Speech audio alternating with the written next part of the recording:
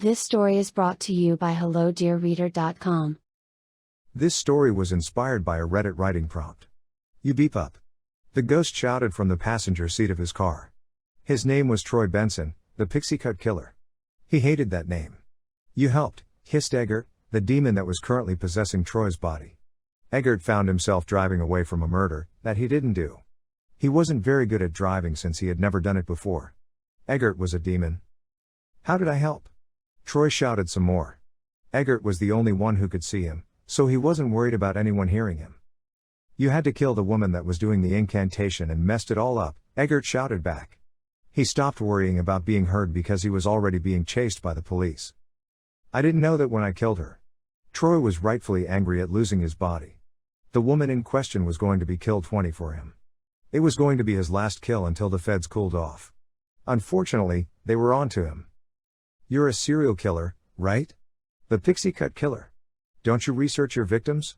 Eggert asked as he ran a stoplight and almost hit a taxi. Watch where you are going, Troy shouted, don't call me the pixie cut killer. I hate that name, and yes, I'm meticulous on picking my score. Eggert took a deep breath. Okay, first, why do you hate the name? Because it's stupid. Troy seethed. But you only kill women with pixie cuts. So, name works. Eggert looked over at the ghost. The car jerked to the right as it clips a vehicle parked on the road. My car. Troy shouts some more, yes, but. He stopped and thought about his victims. He was meticulous at researching his victims.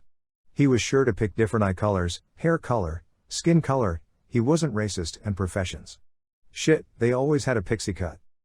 You didn't know they all had pixie cuts? Eggert asked, looking at the confused ghost of the pixie cut killer. Damn it, Troy shouted. Fine, but how are we going to fix this? We can't, Eggert said calmly, this is permanent. When you cut her throat, and her body died, you became my host body. Probably shouldn't have done that while she was finishing the incantation. So, this is it. I get to be you, and you get to be a lost soul. What? Troy shouted. Eggert was tired of the shouting. Yes, the incantation was permanent, Eggert said calmly, and you beeped it up. How was I supposed to know? Troy shouted, waving his ghostly arms. You should have done better research on your victim, Eggert said. Oh really? How was I supposed to know that one woman I was going to kill was going to summon a demon? I mean, she was a housewife with a career in law, volunteered at the homeless shelter, and was on all of the committees at her church and her kids' schools.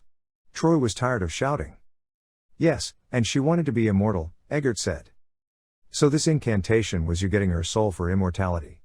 That's kinda dumb, Troy said, if she couldn't die, you don't get her soul. Oh no. I got her body, and she got immortality by her soul being severed from her body, Eggert said. Why would anyone want that? Troy asked. They don't. It's the catch, Eggert laughed. That's beeped up. So you take her body, and she is left as a lost soul never to die. Troy started to realize how bad it was. Wait, I'm going to be a ghost forever?